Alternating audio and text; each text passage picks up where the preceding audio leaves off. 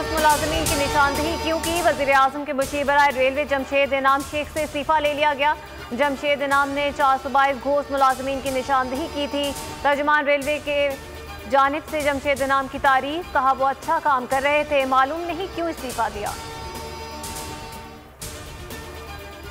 वज़ीर आला पंजाब उस्मान बुज़दार की ज़ेर सदारत काबीना का इजलास, मकामी हुकूमतों के ट्रांजैक्शन प्लान की उसूली मंजूरी। काउंसलर का इलेक्शन लड़ने के लिए हद उम्र 25 साल से बढ़ाकर 32 साल कर दी गई।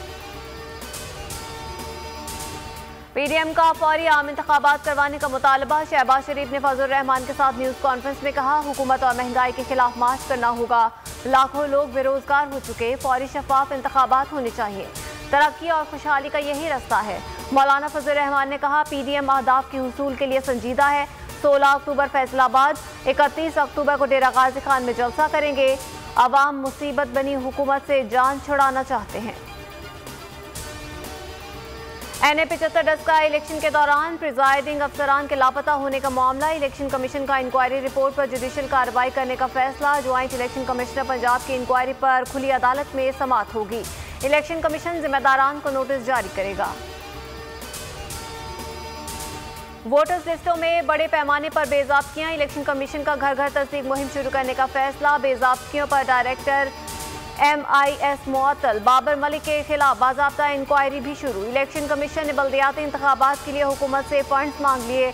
वज़ारत खजाना को मुरासला अरसाल। पहले मरहले में खैबर पख्तूनख्वा में मरहलावार इंतखाबात का फैसला।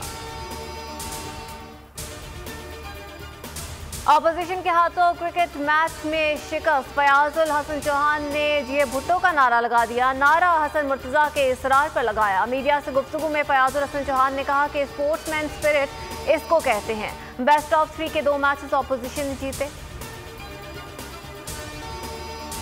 क्या बर्फ पिघलने लगी? अफगानिस्तान से इनखला के बाद तालिबान और अमेरिका के दरमियान पहले मुज़ाकरात। तालिबान वफ़द दोहा पहुंच गया।